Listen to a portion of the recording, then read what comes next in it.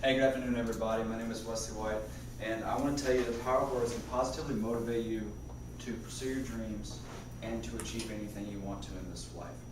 Now, this is going to be a story that has a lot of humiliation on my part, so I hope y'all can get a good laugh out of it. Not really none of that petty stuff, that's fine, it's already said and done. So just, keep in mind too, it has a lot of breadcrumbs in this story, so just try to bear with me and, we'll see through it to the end. So my story is going to begin in March 2012. Yes, this is kind of another Army story, but just hang in there. So I'm in Fort Benning, Georgia. I'm in Sand Hill, and it's 50 of us there, and all of us are just so mentally, physically, and just unstable. We're just tired. We're exhausted. We're going. No sleep. And so, in our company of 50 soldiers, we had 3 drill sergeants. The nicest thing I can say was they were the meanest individuals I have ever met in my entire life. I mean, there was just no mercy to these people. If you want to do another little side note, one of my drill sergeants, Staff Sergeant Harry Jower, there's actually a book written about him, Operation Snakebite. So, with that being said, with these mean individuals, we did not have a lot of good motivation, positive motivation, I should say.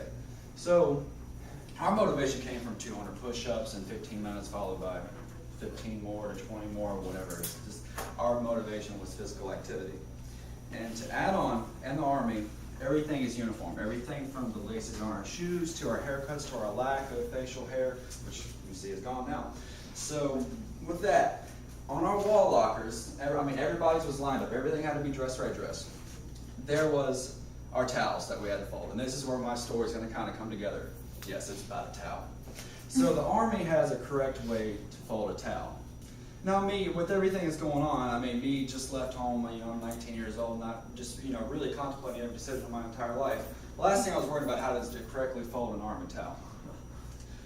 So I thought wrong.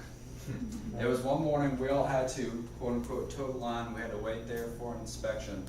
And sure enough, Drill Sergeant Johnson, he came by my wall locker and he saw my incorrectly folded towel. I don't know if you've ever had this experience, but I was yelled at by a grown man because I didn't properly fold a towel in front of 49 other people. That was pretty humiliating. It's very comedic looking back on it. Please laugh if you want to, but no, it was very funny at the time. So looking back on it now, so with that being said, in the Army, when you mess up, you have to retrain, as we call it. So you have to show that you can do the standard and that you can, do the right thing that the Army says. So he sat there I was, just coming out of adolescence, almost a grown man, to another grown man, showing me how to fold a towel correctly. That was another humiliating aspect. So me, I'm not good under pressure. I'm sitting there trying to fold a towel in front of him and 49 other people with everybody watching. Obviously, I didn't get it. So I'll never forget this. This is where it all comes together. This man looked me in the eye and said, "It is just a towel. Don't let it kick your butt." Now, he did not say that. What he did say violates the Liberty Way, but you can kind of interpret which words I have flip-flopped. But he did say that. So at the time, I was like, oh, man, I was just like, in my head, I can't even get a towel right. What am I doing wrong in my life? So anyway, that night I was sitting there thinking about it. And I'm like, that's one of the most motivating things I've ever heard. And so it has followed me for the last 4 years. 2 years later down the road, I was deployed. I was with the 40 Expeditionary Signal Battalion. We're having teams that were pushing into Iraq. So I was Tier 2 level maintenance. I had to make sure that everything was good to go because, those satellites and our nodal equipment is going to be providing phone lines, data, everything for these people. So, when I'm under pressure and I've got a 2-stars phone line that just went down, I have to go in there and fix it. But you know what I tell myself? It's just a phone line. Don't let it kick your butt. 5 minutes ago, I was sitting in that chair and told myself, it's just a speech. Don't let it kick your butt. So those words have resonated with me, and they will always, positively motivate me to just see things for what they are and to not stress about them and just to do that. And just so you know, my towel folding is down to a science now. But thank you again, and that is my speech. Thank you, Wes. Good job.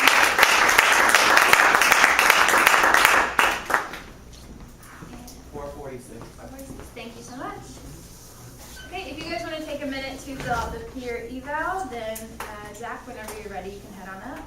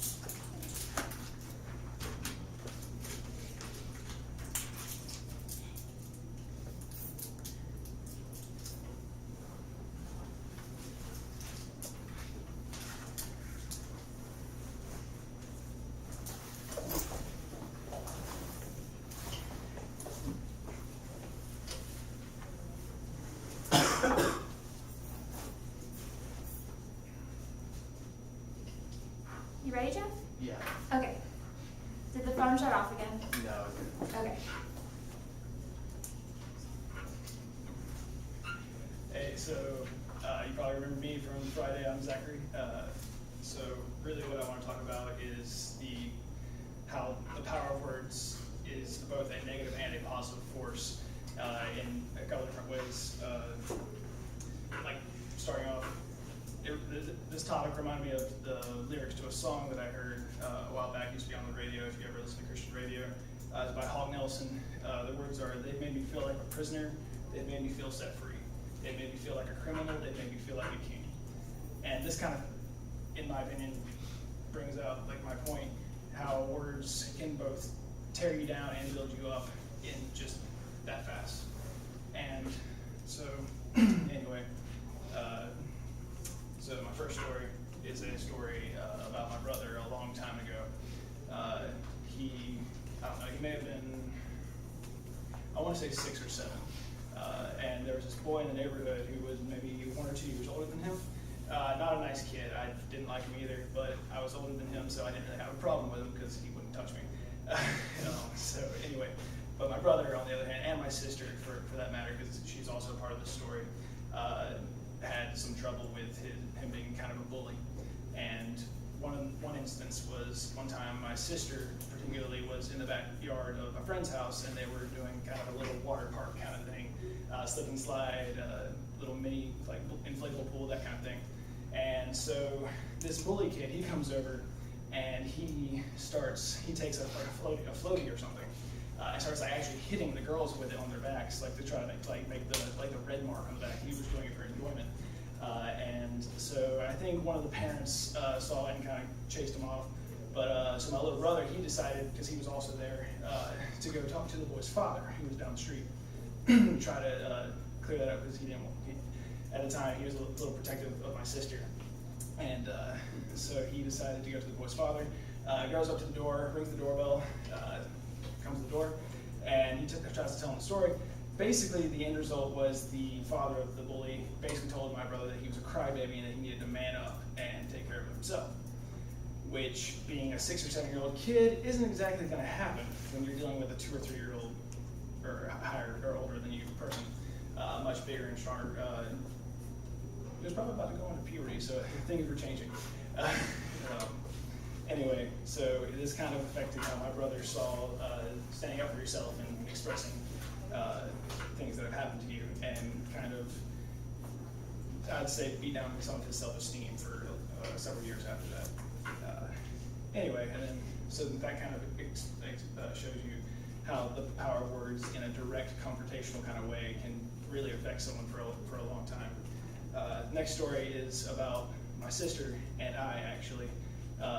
For a while, me and my sister did not have the greatest of relationships. I was pretty indifferent towards her and could sometimes say things in a harsh way towards her. I wasn't really trying to be mean. It was just the way I came across, usually.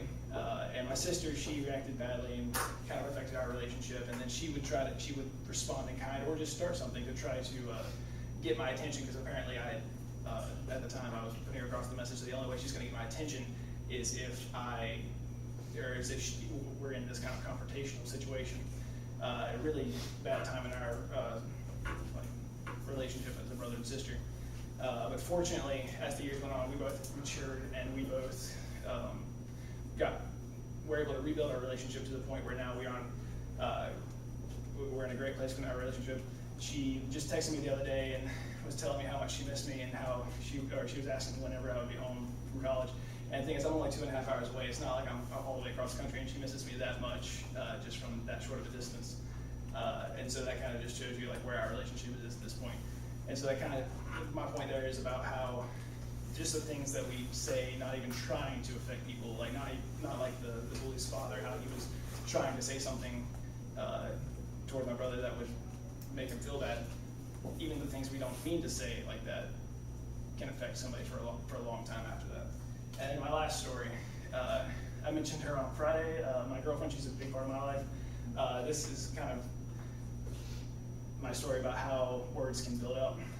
We have a really good relationship in that area. Like anytime one of us is feeling down, the other one of us will do whatever we can to try to build him back up. And in particular, with my girlfriend, she has a problem with her self-esteem when it comes to both her looks, and I have no idea why, because she is a gorgeous girl. I really don't know. And then also her, she doesn't find herself very smart. Just like that.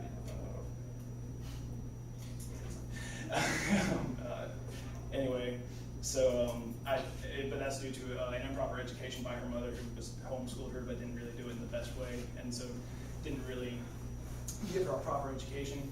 And so I asked her whenever I was writing my notes for this speech, what some significant times where I've been able to do that for her were, and this is what she came up with, because she tells me a lot that even though she doesn't always believe what I'm saying, she does really appreciate what I am saying, and it makes her feel better about herself, or just to know that I think this about her. And so that kind of shows how words can be encouraging as well. And so anyway, in conclusion, my point is that words are powerful, whether you mean them to be or not, both in a positive and a negative way. And so be careful with your words.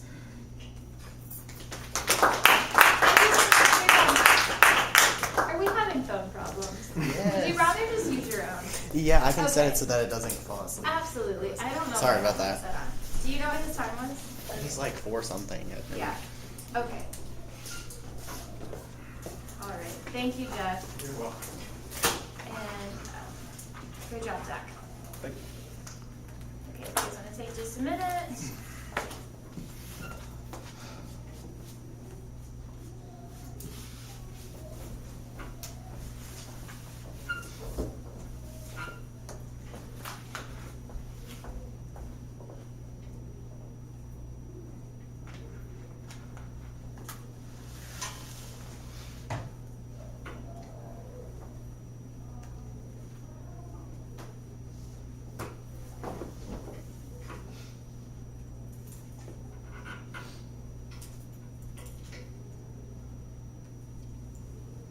All right, Caleb, whenever you're ready.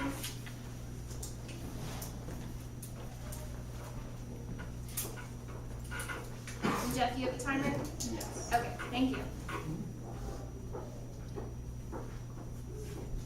Alright, hey guys, my name is Caleb Van Deusen, and today I'll be speaking to you guys about the power of words. As I've gone through life, words do possess the power to either build up and or destroy many of your aspirations and or goals that you may have. So I have 2 distinct stories that I'm going to talk to you guys today about, and they're going to easily depict those ideas that we're going to be discussing today. The first one is about wrestling. As you guys know, I wrestled in high school, and during that sport, there's so many different variables that come into play before and after a match that can affect you and your performance during them. So the first one here is, it all begins by looking up your opponent's record. In Pennsylvania, you can search their people's record that you may wrestle, and a lot of your friends will pull that up and come to you and say, hey, like, I looked at Johnny over here, and his record is 14-0 or 14-1 or something like that, state qualifier, regional, and he's this real good stud. And so that comes in and that mentally affects you in a bad way, and that's something that you do not want. Later that day, a lot of your friends will also come up. They will have either wrestled the kid or maybe know him, and they'll be like, oh, hey, this kid's really strong, or he's fast, or his favorite move is this. Be looking out for that. And they mean it in a good way, but it does come across as bad. You're already thinking on the defensive, and that ends up negatively affecting you towards your match. And so the last part here is the coach's impact. And now I've had my coach before say to the team, not me specifically, but he's like, hey guys, you're not working very hard. You guys are probably going to lose the match tomorrow, and that sort of thing. And he means it to motivate you guys for the match and get ready. But you think back on it, and in the end, that does, again, negatively impact you towards your future in that wrestling. So as you guys can see, words greatly do affect a lot of the situations that go on in wrestling. The second part for that is I've had countless times many people come up and say, hey, you're training the hardest, you're doing great, you're going to go out there and you're going to dominate on this kid. And that's an example of words, how they can easily positively affect a wrestling match, because you go out there and you go on top and dominate, and everything's just going for you. But as you can see, wrestling is a large mental game, and words do play a huge part of that. And the second story I have here is another positive example. One time I was in the hot tub with a lot of my friends from ROTC, and we're discussing the reasons why there's no reason in the world for us that we cannot be the next Secretary of Defense or the next president or anything else like that. We're getting all fired up and stuff about a lot of the protests and stuff that you see going on in DC, because people are complaining that they don't have enough rights or whatever's going on when they live in the greatest country in the world, and you have people over in Africa that would give an arm and a leg just to have been born here. And so we're getting upset about that, but there's no reason that when you have us over here working as hard as we possibly can and striving for the greatest, that we can't be the next Secretary of Defense or anything like that. So those are some of the great examples that I have that can affect you positively. Another one that I do have of wrestling for a positive is that the coaches have a huge impact on your life also. When they come up to you after the match or even before and they're saying, hey, you have been putting in that work and putting in the time, and I see you after practice working, that comes back and also again has another positive impact on your life and can affect you in a positive way. But that is so,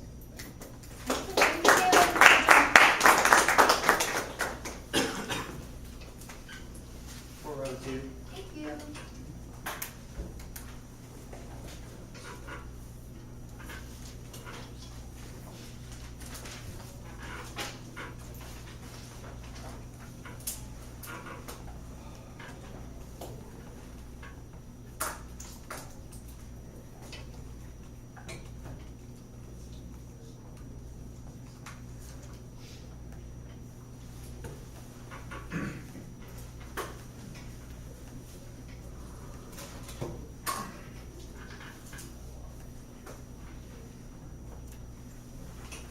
Okay, then whenever you're ready.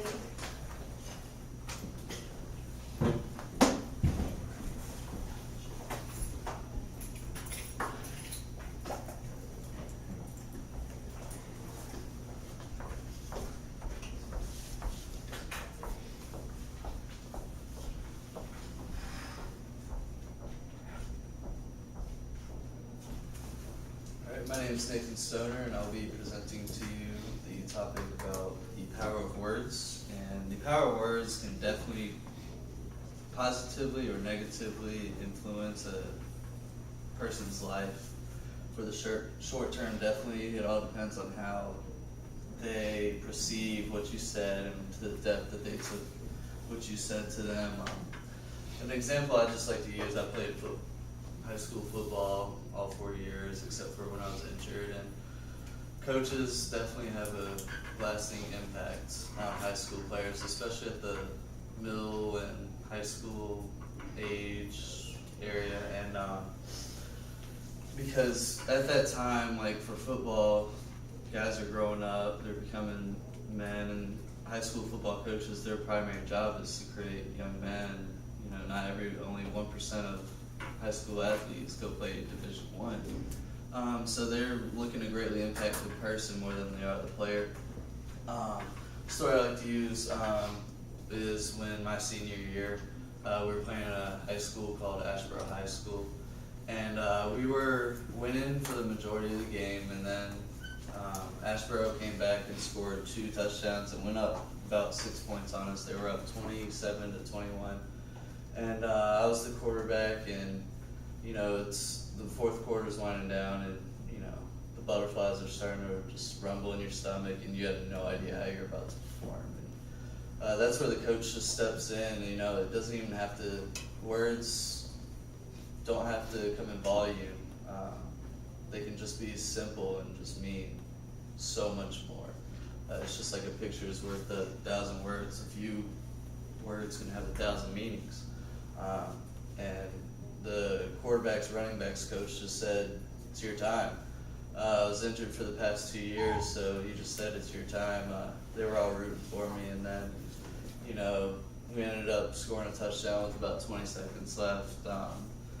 But just when, you know, the power that he had right there, and all he said was, it's your time, and he just like kind of calmed me down. It was just unplanned. You just can't expect that reaction. And another story I like to use is later that year, we were actually playing to stay undefeated in the final game of the season, and then we were down about 3 scores coming out of halftime, and our running back was definitely top in the state, but they were just shutting him down all game, and then the coach at halftime just, it can either be simple or it can just be a lot more, and he just, lit a fire in the guys, and then something happened to where we ended up coming back to win, and then our head coach's grandfather was like the high school coach legend at that school, and at the end, he just came up to me and he said, out of all the years I've seen, that was the greatest game I've seen from this high school, and those words aren't like deep at all, but it's also coming from that one person in which they mean. So one person has a lot more impact with their words than another person could with their words. To wrap it up, words are more powerful and they're definitely underestimated among us today. Just the littlest thing can change someone's day around, even if someone's having a bad day. Even if it's just 2 words, just ask how they're doing. Power words is definitely underestimated, and that's all I got. All right, good job.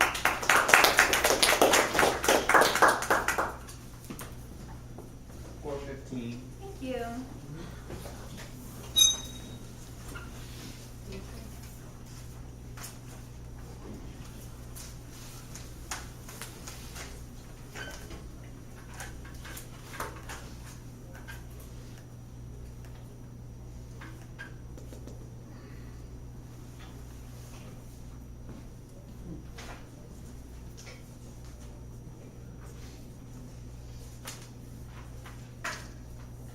Okay, Mallory, whenever you're ready.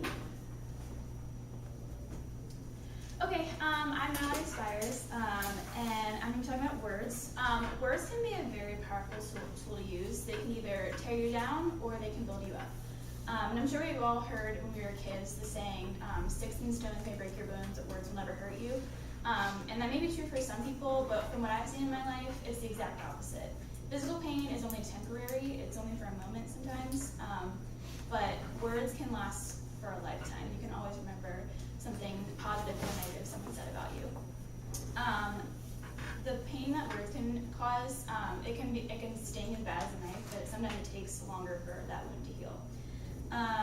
But words don't always have to be sudden and very intense. They can start out with small comments and little jabs at you that you don't really notice at first, and that's kind of what happened to this girl that I knew.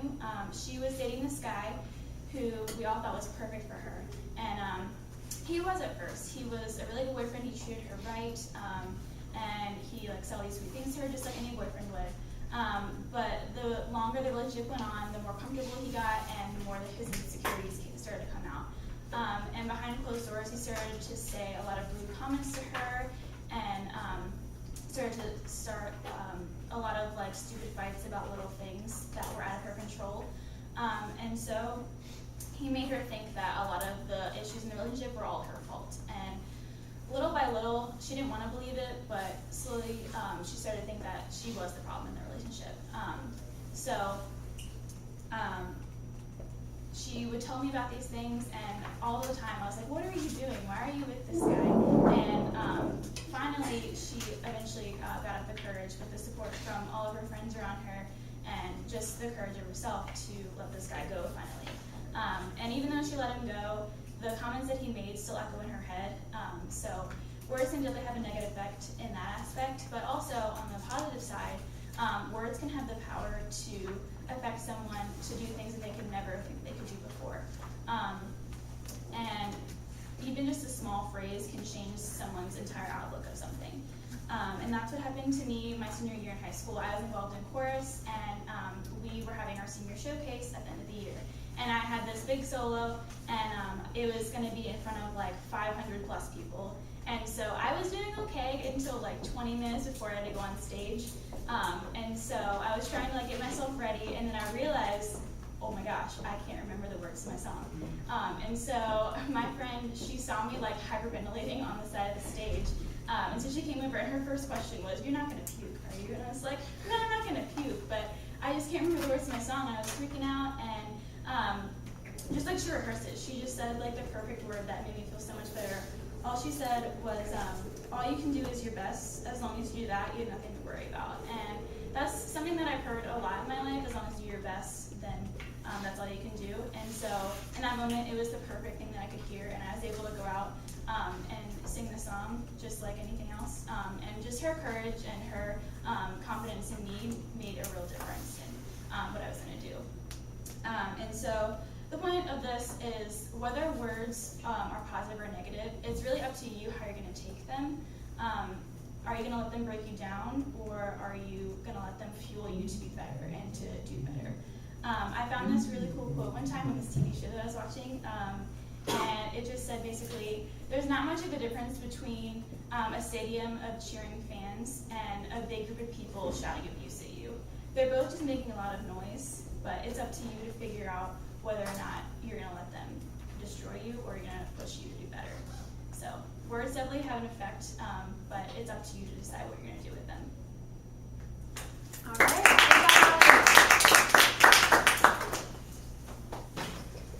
410. Thank you.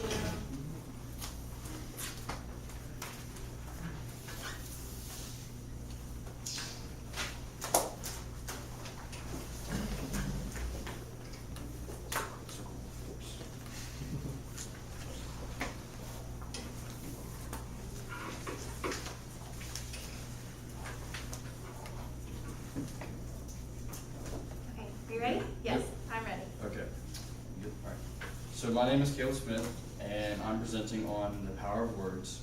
And I believe that negative and positive words can actually make you who you are in life in the future times. So, in my first story, it was my senior night for a football game, and me and my mother and my father were walking out, and they were introducing us. And my dad, and he's a very hardcore man, very uptight, always secluded himself, and always very, very hard. Like when I meant hardcore, I mean very tough. He rarely says I love you, rarely says I'm proud of you, but when he does, it's very memorable. And I can count on my fingers 3 times he said I'm proud of you in my lifetime. And the most memorable one was when I was out walking on the football field with my mother, and she was not expecting me to do this, but I like wrapped her up, gave her a huge hug right in front of everybody. The whole entire crowd was laughing because I just embarrassed her, but she loved it. But my dad pulled me over to the side, and he's got tears coming down his eyes because of how proud he was. He was like, "Son, I would never have guessed you would have done that for her," because she just wasn't expecting it, and he definitely wasn't expecting it at all. So when he told me that, I was just mesmerized by that, because he just would never have said that over anything. Like, I could have done something for his mother, he wouldn't have said it. He would have been like, "Good job," or something like that, but never, "I'm proud of you." But my mother, nah, it was so surprising by that. So that was a really big impact in my life when he told me that. Now, on the flip side, the negative side, now the negatives always have more of a scarring in your life because they have more of an impact more than a positive one, in my opinion. So we're driving to a friend of mine's football game together, and I've already had a rough day at school. Homework was ridiculous, classwork was ridiculous, and then coming after practice for soccer, and I'm already tired. I didn't want to go to this game. I was super tired. I was ready to go to bed, and we're driving, and I told him, I was like, "Dad, I don't really want to go to this. Can we just turn around?" And he said, "No." I was like, "Why not?" I was like, "We're only 5 minutes away from the house. You can drop me off right here, and I can walk up." He was like, "No, you're gonna come with me. We're gonna have father-son bonding time." Granted, that's a good thing to have, father-son bonding time. But at this time, I didn't want that. So, we're driving probably 10 minutes out now, and he looks at me, and I'm already like mad, and I'm tired, and he looks at me and said, "You know what? I'm gonna stop right here. You're gonna get out." I was like, "Okay, that's fine." He said, "You know why I'm stopping?" I was like, "No." He said, because right now I'm disappointed in you, and your brother-in-law doesn't have a father. And I'm like, that's a random comment to say right now. And he goes, I'd rather have him as my son than you right now. And I was mind blown, literally heart struck. And I was like, you know what? I bet he'd rather have you as a father, but right now I don't like you enough to have you as a father, so I'm not calling you my father anymore. And I walked home. So I remember that exact day because it was March 15th, 2012, because when I told my mother that, she flipped out on him, but then he came into my room and he sat me down and was like, hey, I was mad at you and I have a problem with my life. So when I realized that he had a problem with his life, I just saw and I recognized that he knew what he had done. He had an anger problem and he took it out on the wrong person. He should have took it out on himself instead of me. So when I saw that, it just showed me that even though you can have positive and negative effects in your life, it shows that you can recognize your words. So you become more of a man once you recognize your own positive memories from words that were affected by you, and then also the negative ones. So in conclusion, words have definitely powerful meanings to people. Defining them throughout life, words can definitely make a man who he is, or make a woman who she is, and that's it. All right, thank you. Good job, Caleb.